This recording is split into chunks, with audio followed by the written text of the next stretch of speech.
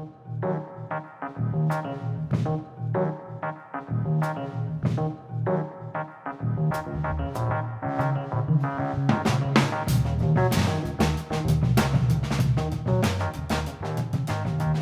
everyone, and welcome to Carpet City Cinema, a Gila Films podcast. I'm your host, David Weaver, and thank you for joining us after a brief one-week hiatus. We have something a little special for today's episode, the first of what I hope will be many Guestisodes, in which instead of doing a movie of the week review at the end, we will be joined by someone for an interview. And before we get into that, though, just want to touch on a couple other things. First off, some sad news. A couple very lovely, talented actresses passed away. One not so recent, actually, but news of it just kind of came to the forefront, and that was Sally Todd, who died last November, age 88. And Todd is best known for two things. One, she was a Playboy Playmate, February 1957. And two, she was a scream queen in a trio of late 1950s drive-in cult classics. She was had a smaller supporting part in Roger Corman's tongue-twistingly titled The Saga of the Viking Woman and Their Voyage to the Waters of the Great Sea Serpent, which Mystery Science Theater infamously riffed. She was in another MST3K riffed horror film, a genre film, I should say. That was The Unearthly, starring John Carradine and Tor Johnson. She's one of the patients of John Carradine that he's experimenting on. But near and dear to my heart, and perhaps her best known of these roles, was in the 1958 film Frankenstein's Daughter, where she plays the ill-fated friend of Sandra Knight's lead character. And as we've talked about before on this podcast, Frankenstein's Daughter also stars the one and only Robert Dix, who appeared in The Last Frankenstein. But that was actually the first movie I saw Sally Todd in. And I think Sandra Knight actually now might be the only remaining living cast member from that film, at least outside of any extras. But Todd also had some small parts in films like G.I. Blues with Elvis Presley and The Revolt of Mamie Stover with Jane Russell. But saw that today, and I think actually that news just came out within the last few days that she died in November in France she was in. Also, we lost actress Gayle Hunnicutt, age 80. Hunnicutt came on the scene in the mid-'60s. She made her film debut in Roger Corman's biker flick The Wild Angels, but her next feature film role was a lead opposite George Peppard in the Universal Pictures Private Eye movie PJ. And she turned up in leading roles in such well-remembered movies as Marlowe with James Garner, and which she played the older sister of Sharon Farrell's character. Sharon Farrell just passed away recently too. We talked about that, but that is a film based on the works of Raymond Chandler, his Philip Marlowe Private Eye stories. She also starred in the classic horror film The Legend of Hell House with Roddy McDowall. She was in the suspense spy flick Scorpio with Burt Lancaster and Alain Delon. And she starred in Eye of the Cat, which is a really great late 60s suspense horror movie co-starring Michael Sarrazin and Eleanor Parker, which I highly recommend. And for a while, she was married to the British actor David Hemmings, who at that time was coming off his success in the acclaimed movie Blow Up. And Hemmings and Hunnicutt actually starred together in a couple movies, Voices and Fragment of Fear. And Hemmings actually even directed Hunnicutt in a film titled Running Scared, not the Billy Crystal movie. But because of their marriage, Hunnicutt ended up doing a lot of work over in England. Even after their divorce, she continued to do a lot of work over there. She was in a couple acclaimed miniseries, The Golden Bowl and Fall of Eagles, and she played the famous Arthur Conan Doyle character of Irene Adler in the Jeremy Brett TV show The Adventures of Sherlock Holmes. But she also worked still in the States. She was in the last 3 seasons of Dallas, playing J.R. Ewing's former lover, Vanessa Beaumont. But just someone who always really kind of warmed up the screen, and an absolutely beautiful woman, but also, like I said, a very talented actress, a very good presence to have on hand. So sorry to see her pass on. Now, If you were following us on Facebook when we were on hiatus, I mentioned that there would be something very interesting of local interest that I'd be talking about in this episode. And that is that I was at an estate sale, garage sale actually, a couple weeks ago.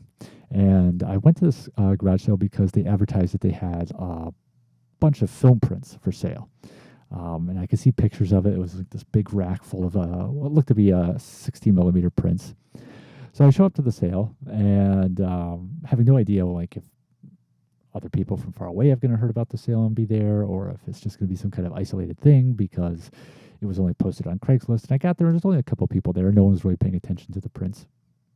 I start looking at the labels on the cans, and they were discarded basically from local educational institutions. So I start opening them up. I can see that from the titles that they're educational films, industrial films, some cartoons that would have been sent to schools. And unfortunately, case after case, just caked in mold inside. Like they were in a garage, and I don't know how long they had been there, but just one after the other. And I don't mean just a little mold. I mean just irredeemably caked in mold. Some of them were in metal cases, and those were like rusted shut. So I was basically kind of was going to write off the whole experience. Just to start looking around the sale, see if there's anything else of interest, and decided finally to go back and look one more time. And I noticed this larger case. Most of the cases that were there were the smaller reel cases, but they did have a few 12-inch cases, and one of them looked a little cleaner. So I picked it off the top shelf, and I saw that on it was labeled Mohawk Carpet Special Part 2. Now, as we've talked about, this podcast is called Carpet City Cinema because I am from and still live in Amsterdam, New York, which was formerly the known as Carpet City or Rug City because it used to produce in the heydays of the mills more carpets and rugs than any other city in the country. And among the companies, the factories, the businesses that were established here was Mohawk Carpet. And they eventually rolled into another company, evolved into a company now known as Mohawk Industries, which some time ago left this area. They're now actually based out of Georgia. But a lot of the old mill buildings still stand around here. And, it's just really interesting that I've always been a fan of local history, but it's really interesting the relationship between the city's history and the life and death, the presence and exodus of the carpet mills. So I wasn't really sure what this was. Kind of in my head, a couple of things popped in. One, it could just be some kind of promotional film just showing new product, but I kind of doubted that because I was like, well, it's part 2, and it's a 12-inch canister, which means it's probably like, between 30 and 45-minute program inside. Or it could be some kind of maybe special that they produced, companies back in the day would actually produce their own TV shows and specials. You may have heard of things like General Electric Theater. So obviously I was extremely excited about it. And the first thing to do was to pop open the can. And very fortunately, it was pristine. It was like the one print that was clean. But I did notice on the label it said part 2. And I was like, oh man. So now I'm going to have to go through all these reels. But really didn't even have to do that. I just happened to look up, and hanging on a nail on the wall of this garage was a reel that was not in a case. And yes, it was part 1. So that was incredibly exciting. So I actually ended up going through every single canister pretty much. And yes, by the time I was done, my hands were caked in mold and liquefied rust. Did manage to find a couple other things of interest, not of a local interest. I found a couple of Christmas and Halloween specials that I'm hoping to get scanned. But the big win of the day was obviously this Mohawk Carpet special. And went home and just tried to dig in, do some research. Couldn't find a lot on my own, but I posted about it in some different places. And I've got to get a big shout out to a Facebook acquaintance of mine named Charles Devlin, who's very active in some of the film groups, who sent me a link which ended up explaining a lot of the history of what exactly this was. So yeah, Mohawk Carpets did make a couple forays into television. And the first one was in 1949, where they actually produced a 15-minute TV show called Mohawk Showroom. And yes, back in the days, they actually did have 15-minute TV and radio shows. And this ran from 1949 to 1951. And it was basically a a short musical program with the hosts being two singers, Morton Downey and Roberta Quinlan. And Downey left at some point during 49, and it was just Quinlan after that. And it would be on 5 weekdays, Monday through Friday. Eventually dropped down to just Monday, Wednesday, and Friday. And I guess I couldn't find out why, but it went off the air in 51. And there was also a radio version produced. But then it turned out that starting in 1960, Mohawk Carpets decided to get back in the game by producing a holiday special. For Thanksgiving 1960, they produced an NBC color special titled No Place Like Home. And the guest cast in that included Academy Award-winning actor Jose Ferrer, who won the Best Actor Oscar for Shaun of Bergerac, singer Rosemary Clooney, which at that time she was, I believe, married to Ferrer, and if you don't know, that's George Clooney's aunt, Dick Van Dyke, and Carol Burnett. And they came back again in 1961 with another Thanksgiving special titled Home for the Holidays. They had on that Gordon McRae, the star of the Rodgers and Hammerstein films Oklahoma and Carousel. And then in 1962, they did a special with Pat Boone, Patty Page, and Phil Harris. Now, this information that Charles Devlin shared with me came from a publication called Sponsor, the weekly magazine radio TV advertisers use. And this was the February 4th, 1963 issue. And in this issue, they are talking about the next upcoming Mohawk special, which was going to be for Easter that year, following the 3 Thanksgiving specials.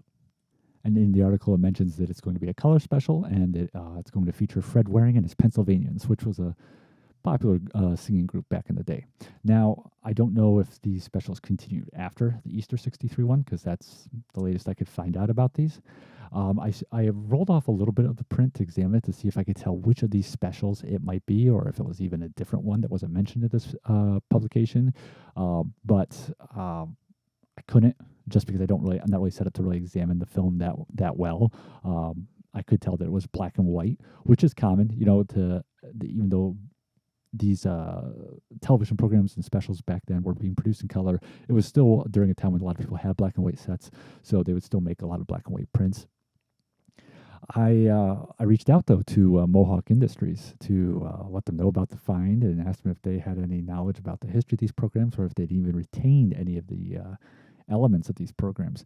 And they were very kind, got right back to me, were definitely stoked about having discovered this, but did sadly inform me that they had nothing on any of these old TV productions. That basically any of that stuff would have been probably discarded or dealt with a long time ago before the company evolved into its current state. At some point, the company, on its way from, basically, long story short, on its way from Amsterdam to Georgia, it ended up in Virginia. And so the person who wrote me back from Mohawk Industries said that when the company made the move to Virginia, they probably, if they didn't take stuff with them, which is unlikely, they just probably got rid of it out of New York State. And there's a couple film archives. You can do online searches of what they carry, like the Library of Congress, the Canada Film Archive, the UCLA Film Archive. I didn't have any hopes that I would find anything of this nature in those archives, but true to form, yeah, nothing turned up. It is very possible, without overstating it, that this could be a situation where this print could be the only print. I don't know. Nothing came up anywhere online. I did find an episode of the Mohawk Showroom program. Someone had transferred a kinescope of it and uploaded it to YouTube, which was pretty exciting. But yeah, none of these specials I could find anywhere. So the plan is I know someone who can do some 60mm scans for me. He's done some already, and I'm hoping that he'll be willing to tackle this. Both reels are, like I said, they didn't have any of the mold issues that the other ones had at that sale. But one of them does look a little dirty, like it might need some cleaning. If it does need anything kind of a little more aggressive in terms of treatment, that's going to make this process take a little bit longer. But if it's just a matter of just cleaning off like the outside of the top layer of reel, the outer layer of the reel, and then running it through a scanner, we could find out pretty soon what this is. And definitely would love to, especially if it's like a holiday special and if there's enough of a local connection, maybe look into screening it locally. So really exciting find. Another a really cool thing that we can get into add to the restoration docket, so to speak, and something pretty easy to do too. This is something, like I said, we just get a quick scan of it, high def scan of it, and maybe down the road, if we feel necessary, we can do a more extensive restoration, but we don't have to do something of that scope right now. All right, so we're going to go right into this interview. This interview is with our very first guest, none other than the one, the only, Jay Leonard. Yes, producer of The Last Frankenstein, who I've referenced in many episodes, and director in his own right. He has directed and written a number of feature films, as we discussed before. His current movie, Break Glass, is touring the film festival circuit. It stars Jeffrey Ano, Keely Sheridan, and also has Jorge Luna, all from The Last Frankenstein. It just won the Best Audience Award at the Buffalo Dreams Film Festival. Congratulations to them for that, and still has some festival runs coming up. But his prior film before that, Middletown, which also Jeffrey Ano appeared in, that won Best Film at the Coney Island Film Festival.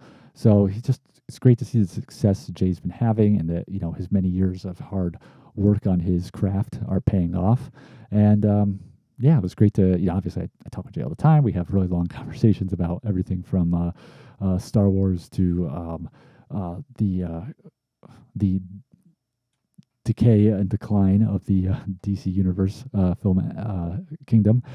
But it was good just to kind of have an actual kind of like an interview with him, a sit down with him. So I hope you'll enjoy this. Oh, and I almost forgot a disclaimer. When you listen to this interview, please excuse the less than ideal audio quality on my half of the conversation. I use this same mic I'm using to talk to you right now, but somehow it sounds like an AM radio channel whenever I talk.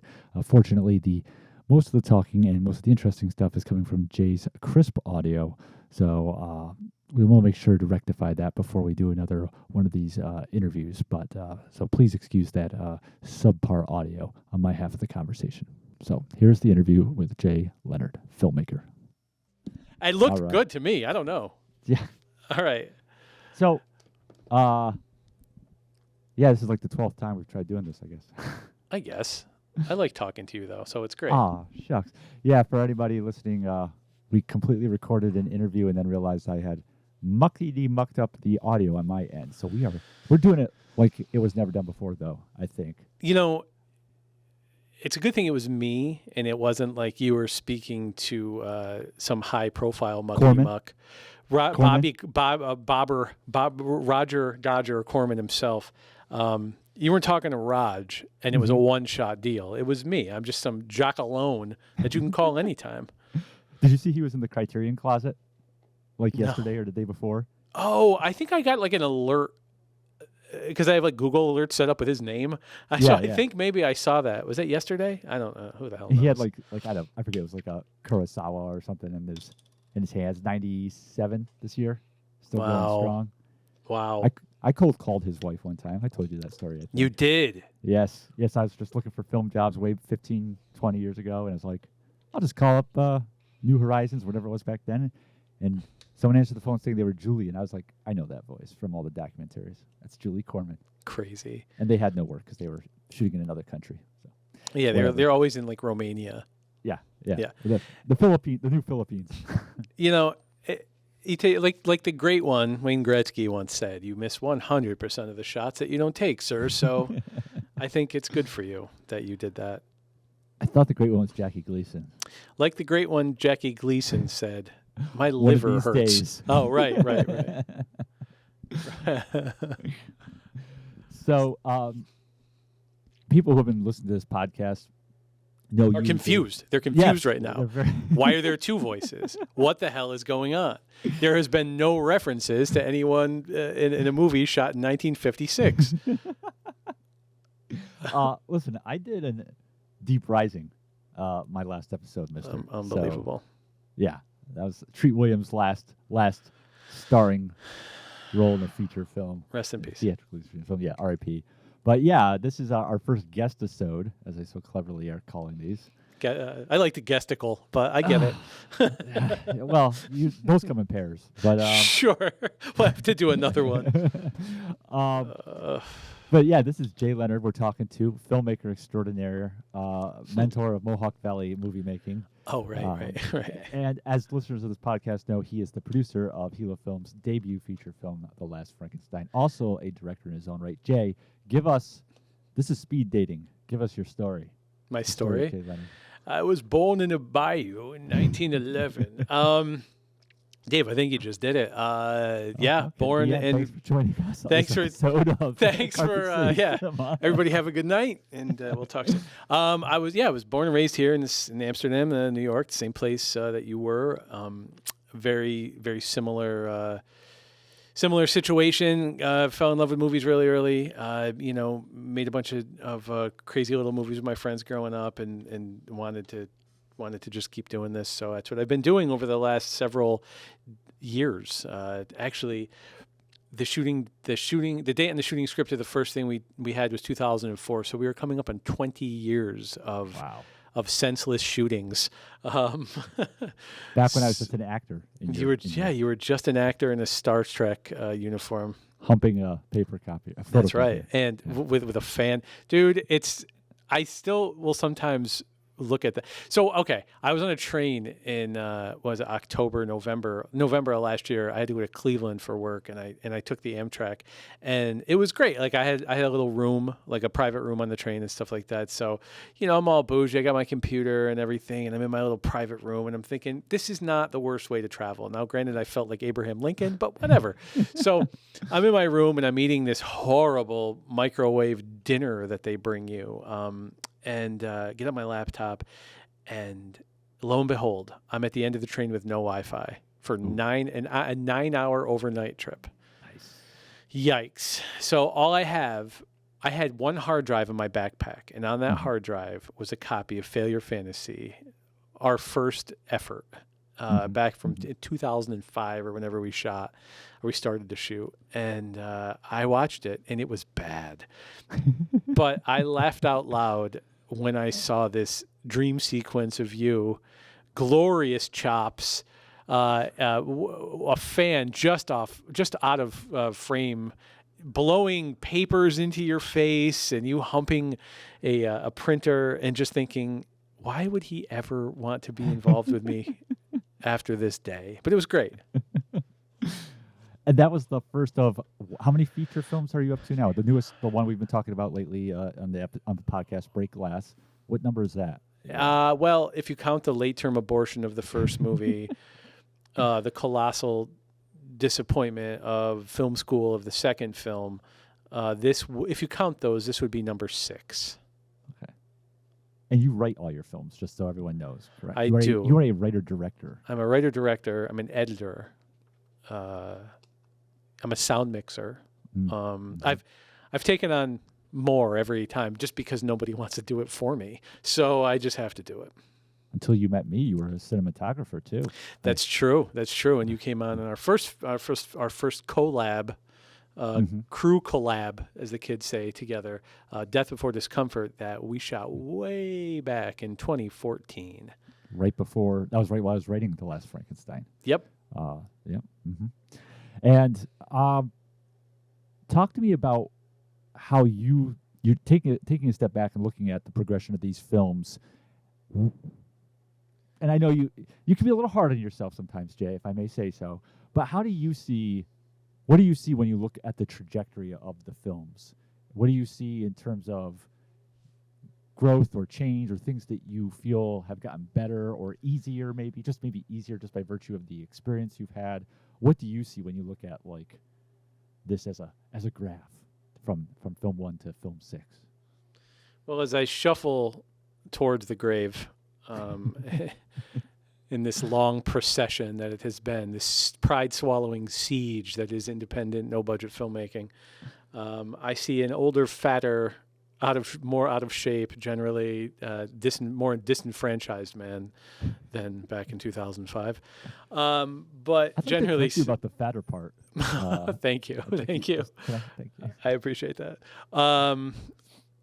Growth in I was too busy being clever to understand the question. So growth in the overall trajectory of my oeuvre is what you're asking? Well, I guess because I guess we have we've talked about this before. You're never happy with the film you make. God, you're no. always finding faults with it. Me? But no, like every. Like the like, we got it. Oh Yeah. yeah, no, I hate your films. No,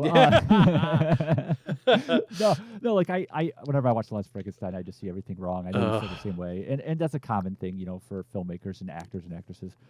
But I guess you have an idea.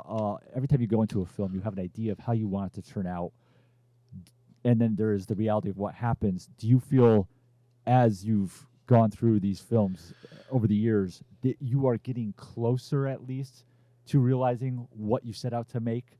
Does it get closer to the vision you had as you gain experience, as you bring other people on board to kind of take off your shoulders some of the other technical responsibilities? Do you find you're getting closer to achieving what you want of each script? Yeah. I think that over the course of particularly the last 3 or 4 movies, I think that I started off having no idea what that was, except knowing that, like, I wrote this story and I wanted to see this story on a screen. And then kind of learning, kind of having these moments on each of those movies that I recognized as important moments that I had to have to grow. Like those, okay, so the first time, so when you and I worked together on Death Before Discomfort, I recognize, you said this thing to me. We were trying to figure out how to shoot this one particular scene, and I was going at it like, with reckless abandon, and we were standing in this diner, time was ticking, everything was falling apart, the storyboards were garbage, and I'm like, we'll just do this, and we'll do this, and we'll do this. And I remember you like looking at me and saying, slow down. What do you want to do? And that changed so much in my life, not just in filmmaking, but in my life, because I realized that up until that moment, I was so desperate. I was like a drowning person, and I was just clinging on to people to try to get air, not realizing I was drowning them too. In my fight for survival, I was making poor decisions based on time and based on, need in the moment, and not really, and doing everybody that was around me and helping me a disservice by doing that. So I think that was kind of like the first time I realized that, oh, this is a growth experience. This isn't a rush to the finish line situation. And this is also not a, you're ever going to get this right thing. It's a collection of moments that allow you to grow as a person and as a filmmaker and stuff like that. So I think since that moment, I've had a lot of those moments on a set where I realized, oh, this is a moment here where I get to do exactly what I want to do. And I can craft this performance because I don't have the weight of being a DP or hanging over me any longer, or watching sound levels, or worrying about how much time is left on a location. Mm-hmm. So I've been able to get closer to the story or the feeling that I want to get. And the talent level is so strong with the pictures that we've made that has made it very easy for me. That has made it easier for me to get there too.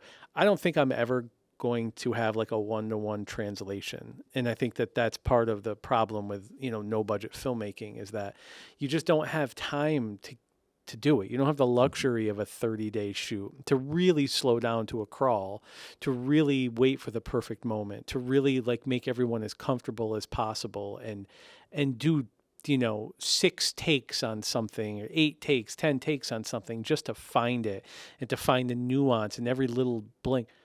But I think that that's good, because it keeps you moving. And I think ultimately that's the most important thing. That was a really long-winded answer, and I apologize. That's what the snip tool is for, Jay. Thank you, sir. Thanks for telling us all that. So let me give you a clean edit point. Yes. So just we actually talked about this in the OG recording of this interview. Let's not talk about that. The pilot, the cage. Proof of concept. Explain no budget filmmaking so people can have some kind of context, because you and I joke about this. I remember someone was talking about one of our films one time and about how long it was taking for us to do post-production, and they made the comment, I don't get it, man. The Avengers films, that only took like a year to make. So explain to someone, to the audience, exactly how no budget films are. No budget. Nothing. I'm very candid in talking about budget for the movies. go listen to Making Movies is Hard, that podcast, and listen to every time the two hosts ask the guest filmmaker what their budget is, and listen to them all falter and gasp and stammer and try not to say it, because to them the most important thing is the sale. And I don't even think about that because it's so far out of our realm of possibility that I will tell you exactly. Death Before Discomfort was shade over $600. The other one, I think, what was the name of the movie? I think was right in that same ballpark. Middletown cost $961 to make, and Break Glass was $1,800 and some loose change. So absolutely nothing. In the grand scheme of things, that's not even a bagel budget for a quote unquote real movie for one day. And that's it. And that's the most important thing to me, is to not be encumbered by by money and expectation and I guess what's the word I'm looking for? I guess like convenience and luxury. I like to make movies for nothing. I like to take nothing and make something of it. I like to boil things down to the absolute. I like to render the fat out of everything and just say like, hey, we don't need a DIT and we don't need 3 PAs. And I was reading a board the other day, a filmmaker board on Reddit the other day, and it was about the post was, who handles the walkies on your set? On the last show I was at, we had a dedicated walkie PA. And I'm just like, holy shit, guys. You hired a kid, and even if you paid the minimum, you gave someone money to put walkie-talkies in a box and then hold that box. Like, come on. It's just gluttony to the point of it's just disgusting. So I don't like to do stuff like that, and I'm a big fan of like punk rock, no budget. That's my thing. Noah Baumbach, the Duplass brothers, the old Dogma '95 stuff, just that kind of stuff. That's my deal. But part of the reason you've been able to execute that successfully is that you kind of have like, among your cast and crew, it's almost like a communal vision of this. There's kind of an agreement among you all of executing the films this way. I mean, can you talk a little bit about how you're able to bring other people on board with that same kind of mindset, and a little bit maybe also about just kind of the same team, because you work with a lot of the same people on the movies, especially the last few, same cinematographer Justin Wambach, producer Sean Barnes, and Susanna Bourne. So can you talk a little bit about how you've been able to bring other people, find people with that like mindset, and how important that is too, especially since we live in an area where there is no like significant filmmaking enterprise?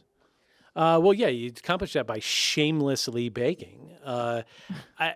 I'm at a point right now where I'm about to hand off this script, and it's so scary for me to do, because I feel like that's where the ask is. It's, hey, I've spent a bunch of time writing this thing, and this thing means the world to me, and I want you to be a part of this. And it doesn't start today and end when we're done shooting. This is now a part of you for the conceivable future.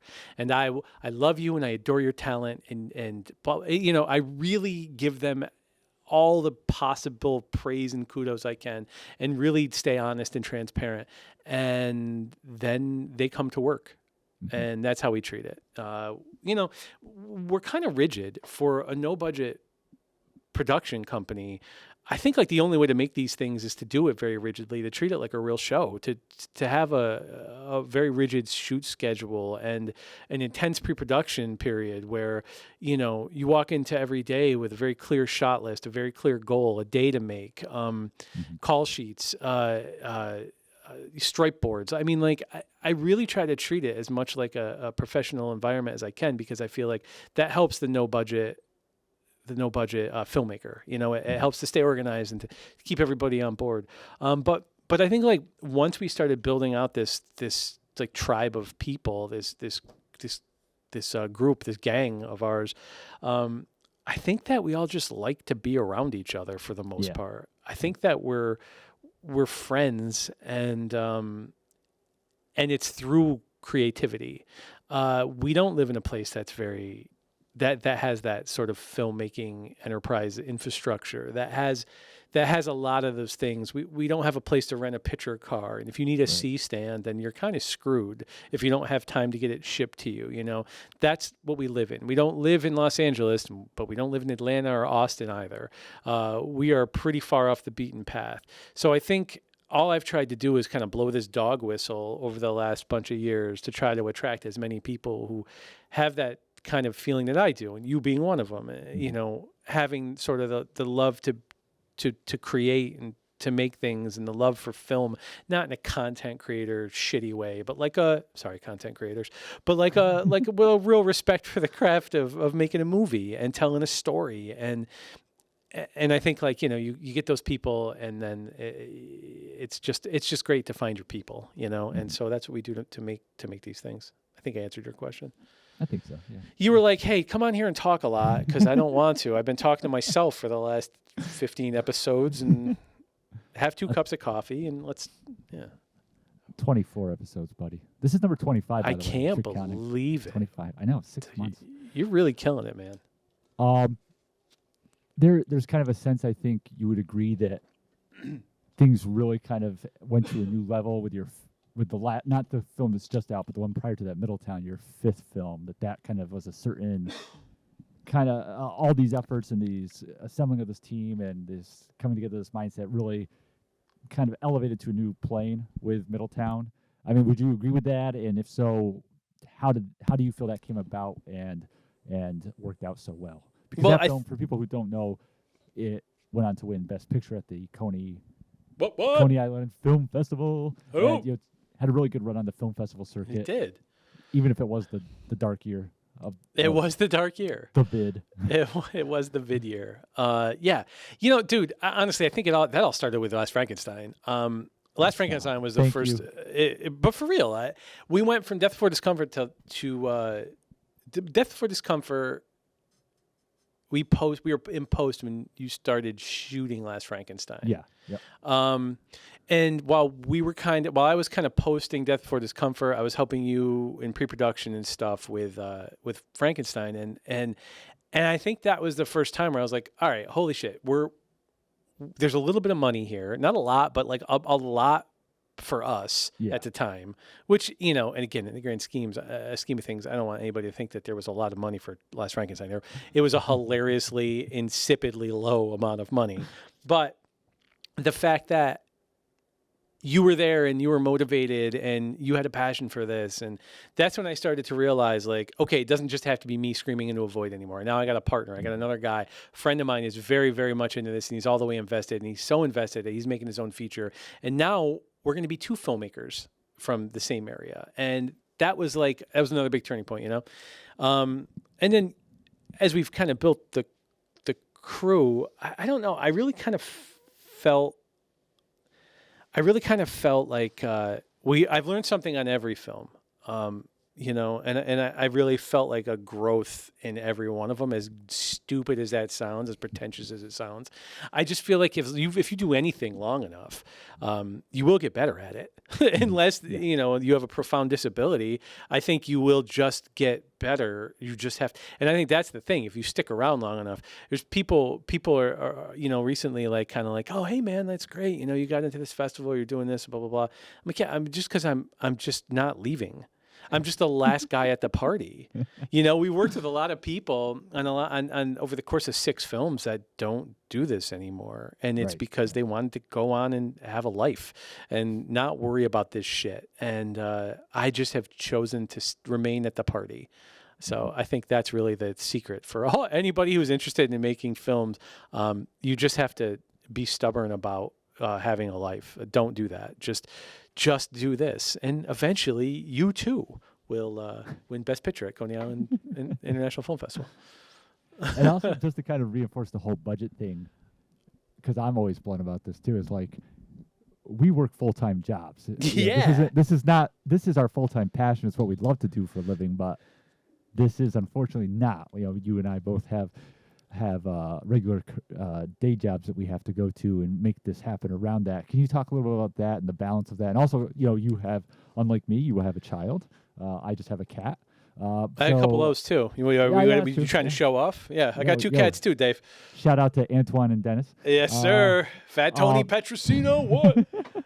Yeah, man, it's all balance. You know this. We talk about this all the time. It's just balance. It's trying to find the will to go on in spite of this, this crushing existence. No, dude, it's balance. It's having a full-time job is a full-time job, and having a family is a full-time job, but the pay is way better.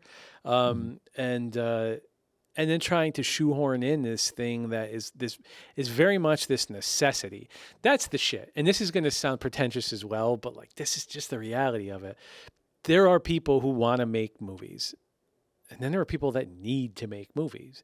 And I don't like to identify myself as one who needs to, but I am the latter.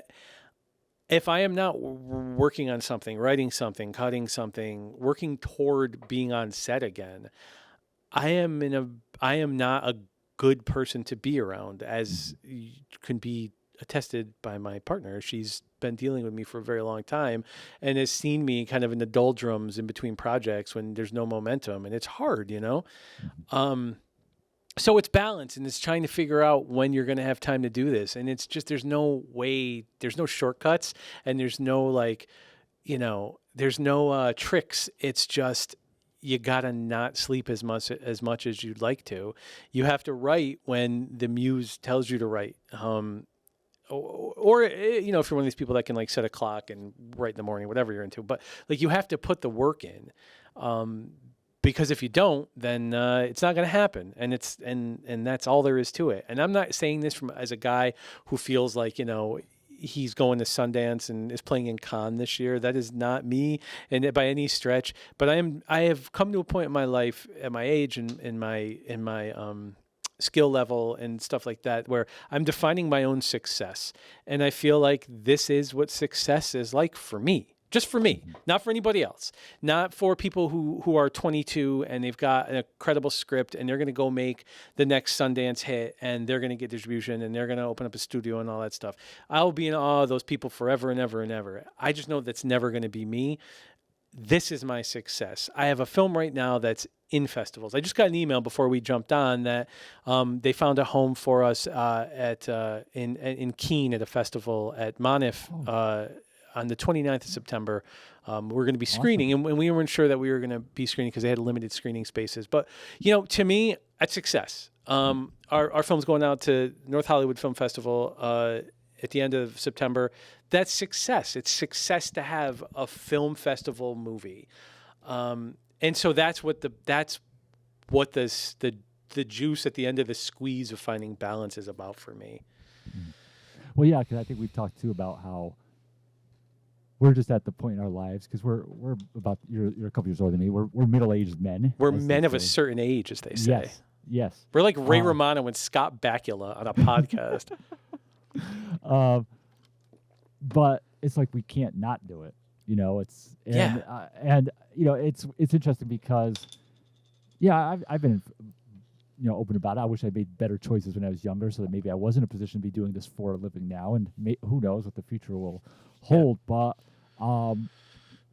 people who you work with at like a day job, it's they're talking about going on vacation. They're going away for a week to on a cruise, or going down to the Outer Banks, and it's like hard to even comprehend using time like that, because to me it's like, well, that's time I really need to get some writing done, or I need to do some research or something like that, because I don't, I'm in a position where 40 hours a week is going to a job that has nothing to do with what I want to do. So you have to kind of carve out this niche for this passion you have. Yeah, then you got to go home and do the dishes. Yeah. I mean, all that shit adds up. And then there's this thing that you don't factor in, which is this like refractory period where, okay, we don't have much planned for Sunday. Oh yeah, okay. I said we go to our, my parents for dinner. Oh, but I have to decompress after working for 40 hours. And then the last day off I had, I spent doing like housework stuff, and I just need to cycle down for like 4 hours. And then all of a sudden it's the end of the day. Yeah. And then you start again, There's no easy way. We say this a lot, man. If we were just born too late. Yeah. what was That's it all. like? Well, if only we had been doing this. What we were saying, like in the 70s or even into the early 80s. Yeah.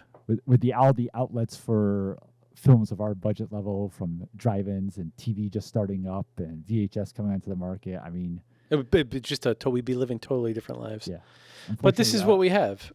I got the greatest compliment. I mean, it was so good. We were at Buffalo Dreams, fantastic film fest a few weeks ago in Buffalo, New York, and so we do the Q&A, and one of the guys who runs the festival, a guy named Greg Lamberson. Yeah. Director of Slime City for all you horror movie fans. Great dude. The greatest dude. Mm-hmm. He was out there. He brings us up and stuff, and he tells us a story about how he used to work at the Angelica in the city, which is like, for anybody, if anybody's listening to this podcast and doesn't know what the Angelica is, then why are you listening? Why are you listening to this?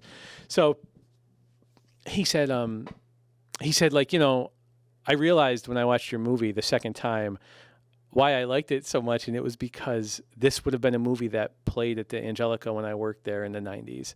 Oh, wow. And I was like, holy shit, this is exactly, that's the greatest compliment. Like he told us we had a real independent film. Mm-hmm. And that's all I ever wanted to make, Mm-hmm. That's all. Yeah. I don't know why the hell did I end up on that tirade? I don't know.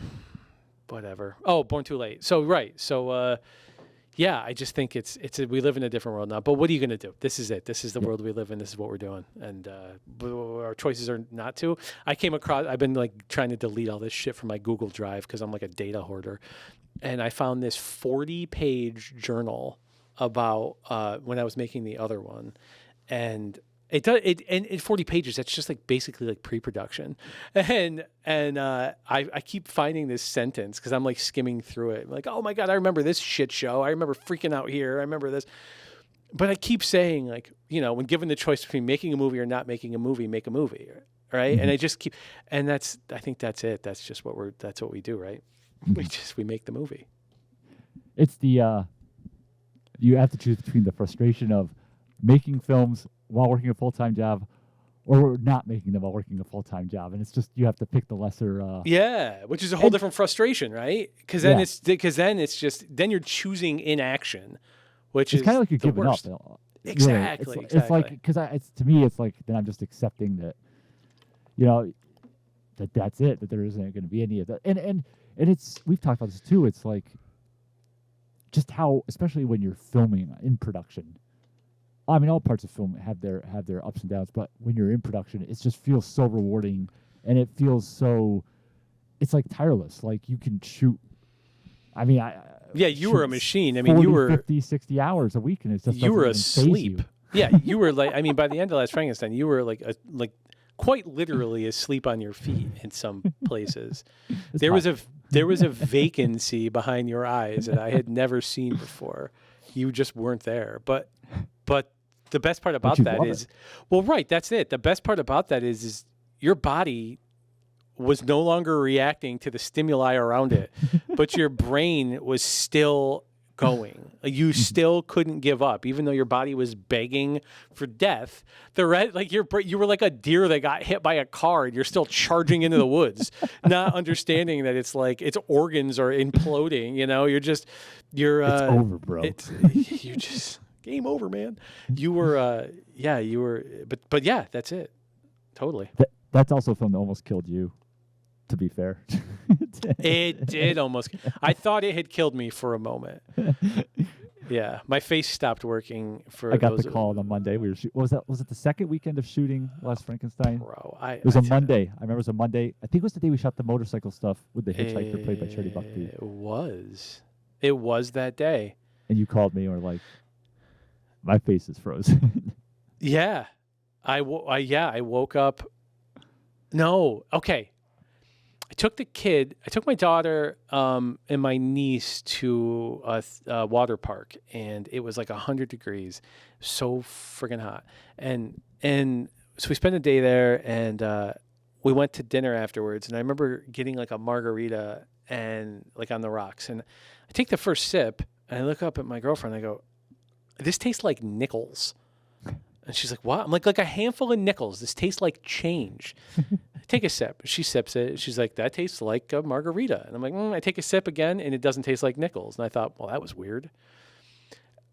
Cut to 3 hours later, you were shooting at the mall. It was a night shoot, or it was like a night shoot or late evening into night shoot. So I came home from the park. I dropped them off at the house, and I was coming to the mall to meet up with you guys. And before I left, I think it wasn't the mall. I forgot where we were. Whatever. It was a night shoot, and I was coming to the night shoot.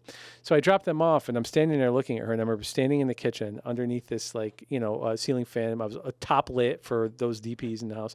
And I'm looking at her, and she goes, what's wrong with your eye? I said, what? And she's like, it's not blinking. And I said, I don't know. I'm exhausted. Maybe I just must be like weird, like shorting out, whatever. Nope. Right there, I should have been like, I should probably go see somebody about this. That was a red flag. It was a red flag. The next day, I had no idea what was going on. I get in the car to take my daughter to school. I turn on the air conditioning. All of a sudden, I can't see. I'm literally blind. I don't know what's happening. It turns out that my eye wasn't blinking, and the air conditioning was hitting my eye, which was causing it to water, which was completely screwing up my depth perception. I had no idea what was happening. So I do what every rational adult does. I muscle through it, take her to school, go upstairs and go to bed because I think like I'm dying. So I go like to the sleep. Dog, Yes. like an old dog. I go under the porch like a cat. I go hide under the porch and die. I wake up, it's not better, and I think I'm having a stroke. So I end up going to the ER, and and I found out that I did not have a stroke. They did a CAT scan. I had Bell's palsy. Mm-hmm. So he was like, are you stressed out? And I said, I am stressed out. He's like, could be stress, could be a virus, could be stress. And I was like, that's fantastic. So I don't blame you. And then you did come back to set after about, was it like a week, 10 days? Yeah. Came back to we were in the woods shooting one of the many days in the woods, and you showed up with your Joe Cool sunglasses on because I couldn't blink my eye. It was bad, man. I was like, I was like Orson Welles. I was sitting in my backyard for like a week, just staring at birds in my underwear. They were in your underwear? They were in my underwear. I was like Michael Corleone at the end of Godfather 3. I'm just standing there. Sounds like Brando at the end of 1 where he's got the orange. Yeah, but he was active. He was running around. I just like fell out of a chair. Like I was just like sitting there all alone in this big lonely wide shot. And this is how it ended for him. Just so sad. Yeah, but I came back. Electroshock therapy, and it fixed itself. So. Thank God. And he is all good now, folks. I'm all good. Both sides work for now. Who the hell knows? Hey, we got 3 minutes. You want to? No, let's take it to the limit, baby. Okay, let's keep going. Let's do it. When it cuts off, we'll just do the thing. All right. That's all right. Gila Films hasn't paid for a Zoom Pro account. I think it's important that your listeners know so they donate to the Patreon. So Last Frankenstein, it was the first time you were producing a film you didn't direct. Yeah. Like you obviously were basically had done producing your own movies. But can you talk about what that was like and just the being solely focused on the producerial role, but also by virtue of it having so many practical effects and having so much to do with these full-blown creatures and flashbacks set in like the 70s and having to pull actors from literally all across the country, and Bob Dix coming in and Jim Bolson. It just by virtue of all that, it was a more complicated shoot, you might say, than what you had directed in the past. Can you talk about what that was like, working as a producer on a film and then walking into a film that was just a different type of production by its complexity and challenges? Well, I've said this before. I'll say it again. You're very kind with the title of producer because I feel like if nothing more, I was just a soundboard for you for a while. You did absolutely all the heavy lifting on this movie, and if anything, I was just there to chat with. But I think that in pre-production, I think it was I think it was a big culture shock for me because the things that I made to that point and the things that I continue to make are very low effects affairs. It's a lot of talking. It's a lot of two people in a room and over shoulder, and you shoot the master and you shoot the OS and then you shoot some coverage. You know what I mean? Like not anything that you would propose with the script for Last Frankenstein. Mm-hmm. So I think it was exciting and it was daunting, and I had no idea how we were going to do what we were going to do. But I think that having the backbone of being two guys who had gone through it together in the past, I felt like either way I knew it was going to happen. It was just a question of how well it was going to happen. Having those actors travel in from out of state with Bobby Dix and Jim, I think that was challenging in that you were very attached to that idea, and I had to come from it from like a business standpoint of right. Like, hey, these guys are very talented actors, and I can understand why you want them in the film. They need to be able to draw. They need to be able to pay for what's happening.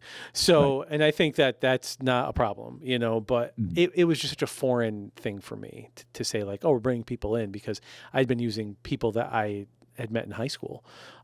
It was the definition of plate spinning. I'll say that. I will absolutely say that. There's a lot of plates in the air and not a lot of time. And but it was interesting to watch you work and your Spock-like mentality of breaking things down to their very logical and workable pieces. And I think that that's something I took with me as well. It's something I learned from you, is just, you know, just break it down, remove the emotion, and let's look at this logically. We are even low budget, no budget when it comes to podcasting. Can you believe $6 a month isn't in the budget for this thing? No, it's up to 16 now. Is it really? Oh my God. Yeah. For those listening, we are recording this over Zoom.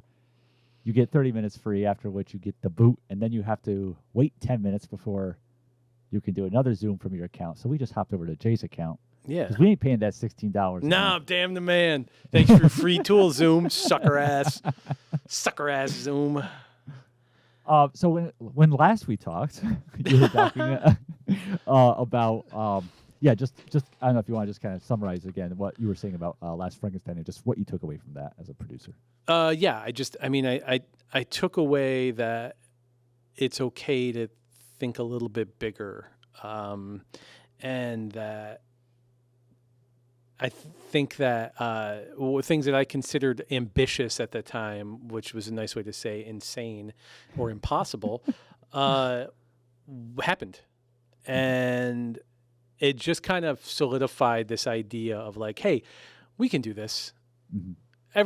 You can do this if you want to do this. And kind of like being driven by the passion to do it. And I think that was the thing that I took. That was the most I took of it was, and it was fun to work with you, and it was fun to meet everybody. And I made friends on that film that I still have to this day. Yeah. Scott Clementson. Yeah. So yeah, it was great. It was great. It was long. Yes.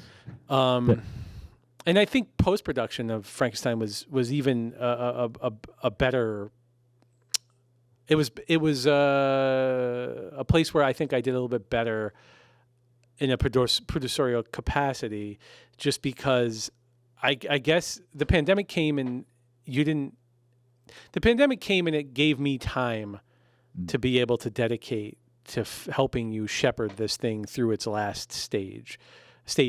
And I don't think I think that it would have happened regardless, because you were kind of at a point where you were just like, hey, this is happening either way. It's just going to take a longer time, or you're going to help me. So that's what happened. Yeah. So, dedication and shit like that was inspiring to watch. And it was cool, man. Like, we got to do some really cool stuff, and we ended up with a really cool movie, and it's really cool. It's a really cool credit on my IMDb.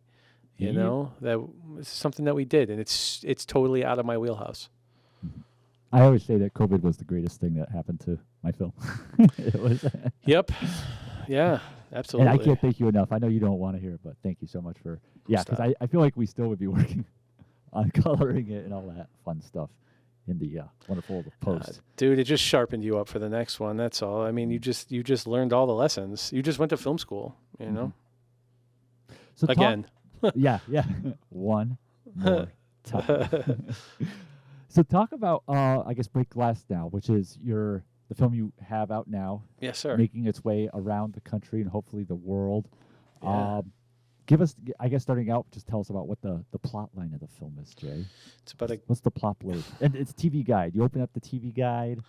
Yep. On WSBK TV 38 out of Boston. Right. Break Glass. It would say Break Glass, parentheses, 2023. Young boy makes friends with mad scientist who creates time machine out of DeLorean. Ronald Reagan? The actor? Ricky DeRosa's character moves home 6 days before his ex-wife's new marriage, where he's waiting out the rest of his life. He's going to kill himself the day after she's married. His brother, played by Jeff Riano, comes back to save his life by introducing him to some whack-ass self-help cult, and the two go on a road trip together to kind of repair the mistakes of his past, to gift himself his future, as it were. And that's pretty much the plot line at a 30,000-foot view. And that's Jeff Riano of The Last Frankenstein as well. Yes, the wonderful sir. Drug-dealing paramedic Randolph Strock. And you also have in your cast Keely Sheridan. Paula from The Last Frankenstein, and Jorge Luna, Patrolman Rivero from The Last Frankenstein. And Alex the Vagrant of Break Glass. Yes, indeed. We are very incestual. We have a very small talent pool who are incredibly talented, and we abuse them accordingly. The level is high, the diameter is small. Exactly. Yeah, that's it. So your films that you shot previously had multiple locations, and it's not like they were chamber pieces, but this was an actual road movie, and you even shot a little bit out of state. How is that? How did you approach that new challenge, a new part of the adventure? Well, some would argue poorly. I actually okay. Let's start off by saying, how many shoot days for this 15. film? And how long is the script? How many pages? 123 pages, something like that. So there's nothing poorly about that, my friend. That is that's volume, baby. That's excellent. That is excellent. Okay, thank you. So tell us your approach, Jay, to the road movie, the first road movie in your filmography. We just tried not to spend money, man. We focused on we focused on favors like we always do. We focused on performance. We spent a long time. We benefited a little bit from COVID too, because we had nothing to do during pre-production. Right. So in the times in normal pre-production where you're struggling to get people out of their jobs to meet for an hour here or there, or meet up for a coffee, or have some sort of semblance of organization, that was all out the window. All of a sudden, we were in this brand new world of Zoom where everybody was working from home. So we really benefited pre-production wise. We were able to find the cast that made the most sense for us and that performed incredibly. I do say this all the time, but talk about not punching your weight. I mean, they are so talented. And we were able to work with them and talk all the time about character and talk about the story. And it gave me time to write more drafts. And so that was so that was the goal was to open it up, like you said, just have a little bit of scope and realizing what we could accomplish and how we could make it look a lot bigger than what it was. I mean, the movie takes place across New York State and into Massachusetts, and we basically shot on about a 4-mile stretch on one rural roadway about 7 miles from my house. And we just drove it up and down all day, on the back of a flatbed, what do you call it? A trailer. And, we had a road movie. So, that was it. I'd just like to also thank you for the challenge you provided me as an actor by casting me as a pair of headlights following the car. Dave, every time that scene comes on, Sean Barnes and I refer to you as the Mothman of your road, because David had these two flashlights. Two flashlights. We shot everything practically in the car. We had a friend who hooked us up with a giant trailer. We secured the car to the trailer. We had mounted 2 cameras to the car, and we had a hookup. Our friend Bob Derrick, our composer's uncle Bob, who is an incredible supporter and who also played a role in the film, towed the trailer. So we shot all of that stuff practically. we did not want to shoot the night scene like that, the night driving scene like that, because it was very short and it just put way too many variables in. So, right. So we sort of faked that out at David's house, and I showed up with a 2x4 and 2 flashlights and a roll of duct tape. And I was like, all right, man, I'm going to shake the car and you just stand behind him and move around a little bit. And so he is the Mothman of his road. And I laugh every time I see it. Yeah. So thank you for that. You kind of referenced it a lot there, but yeah, just do you want to talk a little bit about how, especially with no budget filmmaking, how crucial the support of the community is? Because I mean, Last Frankenstein and your films had the same experience. I know we just had incredible support from local business owners and residents opening up their houses and their places of work to us, and just how crucial that is when you have no budget and not much of a framework for filmmaking. In all of these movies, I've only gotten a no, I think, like 2 times, and one of them was by a college that I attended. Mostly, you get one of 2 answers. You get, "Oh my God, I'm so excited to help," or "Are you making a porno?" And then they hang up. So, and really, that's it. Everybody was so excited to help. Everybody was happy to help. Everybody did all this legwork. I mean, we went down to this little town in upstate New York, Middleburg, and, we had talked to the mayor of the town and just said, hey, listen, we want to come over and take over your town, basically. Like, we want the town to be the backdrop of the film. So we want to shoot at this church. We want to shoot at this diner. We want to shoot at this. Like, we had this whole list. We want to be on the streets. We want to be at this liquor store. We had all these things we wanted to do. And she could not have been more helpful. Mm-hmm. She was putting us in touch with people. She was, CCing us on emails and making requests. She showed up to the premiere. She donated to our fundraiser for festival submissions. Like, I didn't know that. Yeah, it's just shout out to Trish Bergen. That's the level of support you get. We don't ask for money to make the film. We showed the film and after the film was over, or before the film, we addressed the crowd we had and said which was maybe 125 people, 150 people, and we said, hey, we made this movie for nothing. We are trying to come up with some money for film festival entries. So if you want to donate, please donate. And if not, thanks for coming. We're just happy that you were here. We got enough money to enter 50 festivals from those people. And then a couple of weeks ago, we decided that we could not afford to go to Los Angeles for the Hollywood Festival. And we put an Indiegogo out, and I was hesitant to do it because I do not like asking for things. I like providing things. You know what I mean? Like, we made this movie, come and party with us. We put it out and it was funded in 2 days.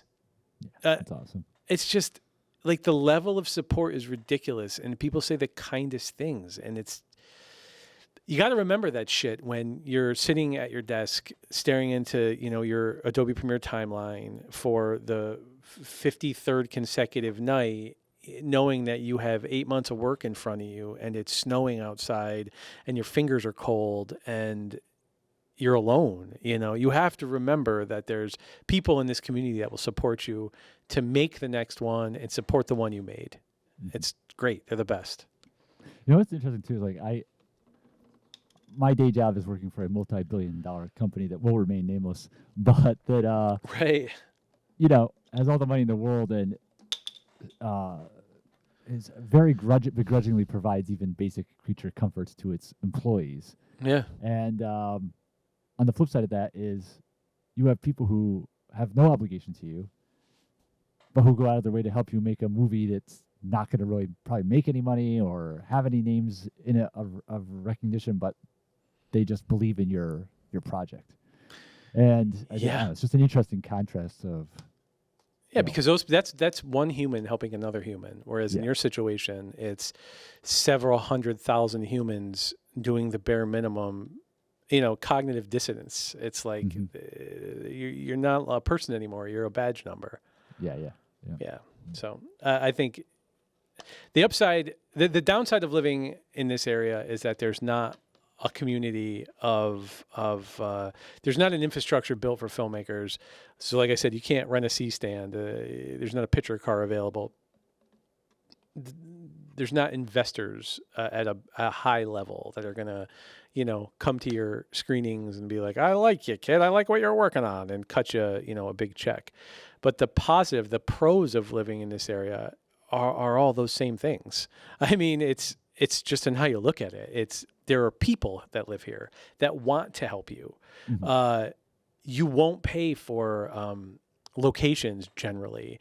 You can ask favors. I mean, dude, we shot in some places in Last Frankenstein that are ridiculous. Oh yeah, Absolutely. And location fees, like no, Mm-hmm. it's great. The community is great, and it started with me shooting in 2005 and having some guy like huck a beer bottle at me, Yeah.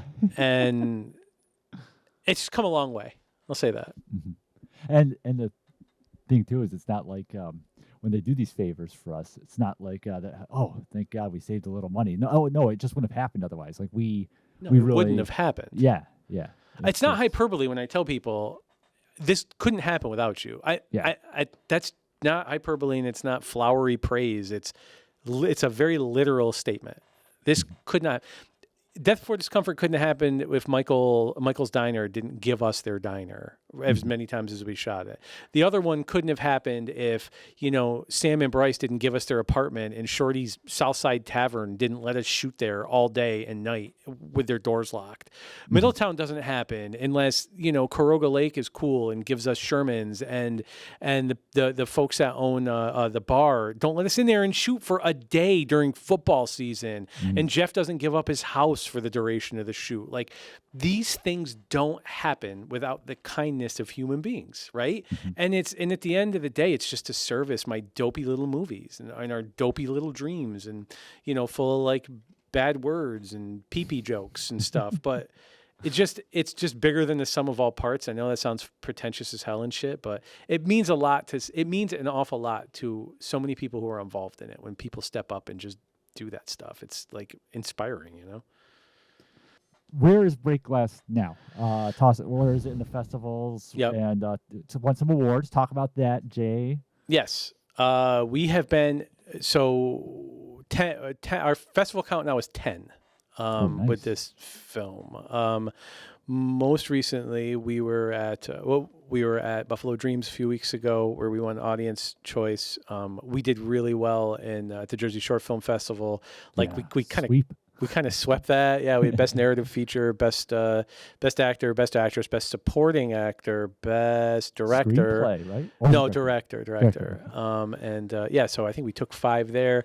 New York Cinefest, we were in. That was our first festival of the season, and Ricky DeRosa won best actor. Susanna Bourne was nominated for best supporting actor, best female actor. And so now we're heading out to North Hollywood Film Festival at the end of September in just a few weeks. Mm-hmm. Producer Sean Barnes, and Ricky DeRosa, our lead, are heading out there for a few days to hang out and take in that festival. And at the same time, we'll be appearing across the country in Keene, New Hampshire at Monif, where I will be, I think, on Saturday or Friday, September 29th, whatever day that is. It's a Friday. Yeah. It's a Friday, yeah. So that'll be happening, and then we'll be at Catskill International Film Festival some point during the week of October 20th. And hopefully we've got a couple more festivals in us. I think we're waiting to hear back from maybe 10, but that should wrap up at the very beginning of the new year. And then we're going to, for Wallet, we're going to take it out to some theaters that are within a drive for us to start, just because of, everyone's commitment and the balancing act we talked about earlier. So we're gonna do that and take it out into theaters and stuff, and then we're going to hopefully get some distribution, even if it's from us. I mean, we have a couple emails out right now. We're starting to start taking the querying seriously, and reaching out to some sales agents and distributors just to give them an idea of what we're doing out here for nothing. Everybody, we'll keep everybody updated. You can check it out on breakglassmovie.com, and our socials are there too. We post occasionally, Instagram, Facebook, and things like that. And Middletown is also, that did get some digital distribution, so that's available to watch. Yeah. YouTube, correct? Yeah. Middletown got picked up by Indie Rights. We are on Amazon Prime. We are on Tubi. We are on the Roku channel. We are on YouTube. We are on Pluto, maybe. A couple other ones. Yeah. So you can find it. It's out there and it's free. So check it out if you want to. What's the current outlook on the next script? How's that shaping up? And any thoughts as to when that will happen? Yeah, I'm like maybe I was talking to Justin and Susanna and Sean last night, and I told them just give me 2 more weeks to build up my own self-hatred enough to give this to you out of spite to myself. That's generally my process. You've seen it happen. I get to the point where I have to make a move. I have to push it forward. So then I begrudgingly hand a script out and, with a lot of disclaimers ahead of it, this is a draft, not the draft. And I don't know where it's going to go. And I'm definitely going to change all the names. And I'm not sure about the 3rd act and all that shit. But that's just part of it. So I'm probably a couple weeks away from handing that out. And then, it's off to the races. I'm going to see who's going to be available from our current team to be on it. I'm hoping everybody comes back, but you never know. It's a big commitment, and I don't like to assume it's going to happen. And then hopefully, the movie is written to be a spring, summer movie, but I'm not necessarily keen on the idea of waiting nearly a year to do that. So... Yeah. We might, if we're lucky and we get all the things in place, it could be a situation where we shoot all the interiors in the tail end of the winter. And as soon as it's not a tundra anymore outside, then we head out and finish her up. Nice. I don't know. I want to know when I'm getting my copy of the script. That's all. You will get it before anybody else does. Oh, shucks. You heard it here, folks. You heard it. So...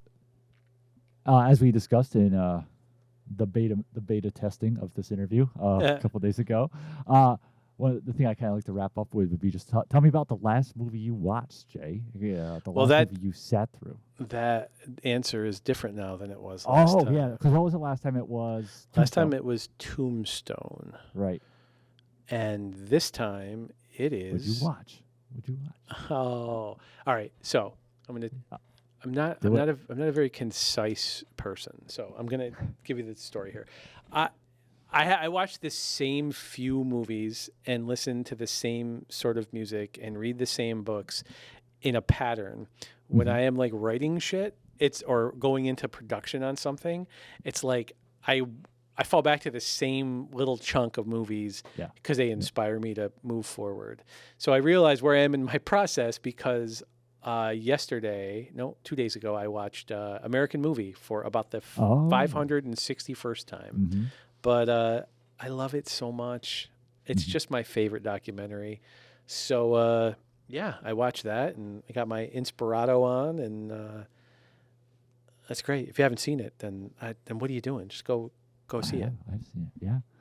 Mark Borchardt does some acting, Jay, and I'm just going to leave it at that. I emailed Mark Borchardt. I bought a copy of Coven on VHS. I thought it was Coven. Coven, I mean with the umlaut. What, man? So I bought a copy of Coven. Very occasionally he'll post on his Twitter that some copies are available, VHS copies, and he signs them. So I bought one. And you have to email his he gives this email address out, and it's like for his assistant or whatever. So I emailed the assistant and I asked for the thing, and he responds. And I'm like, holy shit, it's Mark Borchardt's email address. So I go back to him and I'm like, hey man, I would be remiss of my position in this filmmaking lifestyle if I didn't tell you that. And I write this very long, flowery email about it inspires me. I've been watching that movie for 25 or 20 years or however long it's been, 99. And, I'm doing this thing and blah, blah, blah, blah, blah. And we kind of start this dialogue where it's like, can I get Mark Borchardt to come and be in my movie? And it kind of seemed like that was a possibility, but honestly, we just didn't have a part for him in Break Glass. But who knows? Maybe we can get the old boy up for the next one. I encourage you on that. Without sacrificing your craft, of course. Of course. Well, it's all right. It's okay. Something to live for. Well, thank you, Jay, for doing this interview twice now. David, I greatly appreciate if you needed me to do it a third time, I'm happy to do it. I just like to talk to you, man. Well, I listen to these audio files, and maybe, who knows? Who knows? I have faith in your technical prowess, Dave. And thanks for having me on, dude. And really, we talk about balance, and I know that you're working on a script.